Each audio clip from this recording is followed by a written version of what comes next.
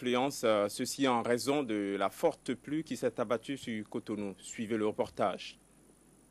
Premier jour de la rentrée scolaire au Bénin et Cotonou se réveille sous la pluie. Contrairement aux années antérieures, la rentrée des classes de ce lundi 4 octobre n'a pas connu la grande affluence dans la plupart des établissements primaires et secondaires sillonnés. Principale raison de ce flottement, les intempéries. Il faut reconnaître que la pluie n'a pas cessé depuis la nuit et ça a fait que et les enfants et certains enseignants ne sont pas encore là. Sinon, l'administration est là et accueille déjà les élèves, aussi bien les nouveaux que les anciens. On attend aujourd'hui que les parents arrivent pour recevoir au moins les nouveaux classés. Il n'y a pas beaucoup d'affluence, c'est quelques-uns qui arrivent pour le moment.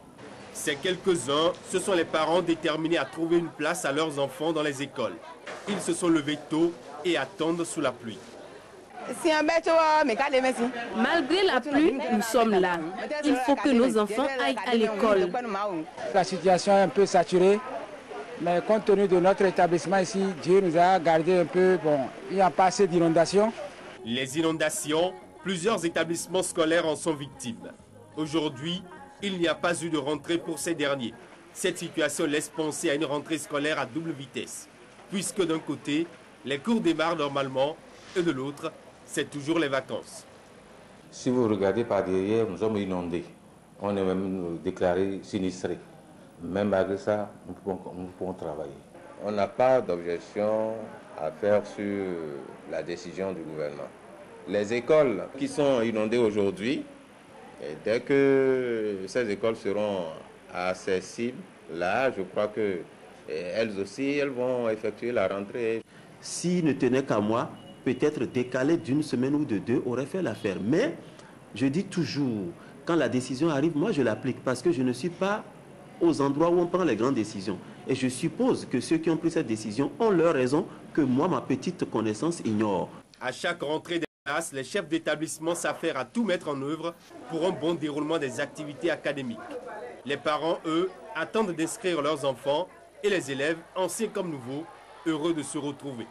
Je suis contente de pouvoir recommencer la rentrée parce que je retrouve mes camarades, mes amis. Comme nous sommes anciens, nous sommes ici, ils s'occupent d'abord des nouveaux, quoi. Donc nous sommes ici en attendant les professeurs. Ça me fait bien parce que mon école n'est pas inondée et je suis très contente de revoir mes amis. Après 3 mois de vacances, l'école béninoise ouvre ses portes aux apprenants. C'est parti pour 9 mois de cours. En plus des inondations, il faut voir en face les mouvements collectifs des enseignants. La rentrée des classes a été assez particulière dans certains établissements. Au CEG Godomé par exemple, élèves et enseignants ont repris les cours les pieds dans l'eau. Toute la cour du collège était entièrement inondée. Les services de la mairie d'Abomey-Calavi s'affairaient pour pomper l'eau quand nous étions partis. Du côté de Ruijo, les élèves ont accompagné leurs frais de scolarité d'un paquet de ciment. Le constat avec Ulrich Gaba et Barnabé Messan. Une motopompe pour démarrer la rentrée scolaire 2010-2011. La mairie d'Abomey-Calavi vole ainsi au secours des responsables du collège d'enseignement général de Godomé. Pour ce premier jour de rentrée, apprenants, parents d'élèves et enseignants sont tous contraints à un pataugeage. Aucune issue vers l'administration, encore moins vers les salles de classe. Tous sont obligés de traverser les flaques d'eau que les services techniques de la mairie d'Abomey-Calavi peinent à vider. Nous sommes en train de préconiser 3 types de travaux urgents. Le premier type de mesure, c'est de curer donc les caniveaux transversaux et latéraux de façon à pouvoir donc faciliter la circulation de l'eau. Première chose. Deuxième chose, nous allons ouvrir donc une tranchée donc de la cour que vous voyez là, que nous raccorderons au caniveau de manière à pouvoir donc faire passer une grande quantité d'eau. Et la troisième mesure que nous sommes en train donc d'exécuter, comme vous le voyez, c'est de pomper l'eau pour faire baisser tant soit peu le niveau de l'eau dans la cour. Quand on se retrouve face à cette piscine sauvage, il y a de quoi réfléchir comme cette dame. Il va falloir attendre encore 3 à 4 jours avant que l'eau ne soit complètement vidée. Encore que la pluie n'a pas encore dit son dernier mot. Loin du CEG Godomé, loin des inondations, le collège d'enseignement général Ruijo fait aussi sa toilette d'après 2 lunes. Les enseignants ont déjà reçu leurs programmes respectifs.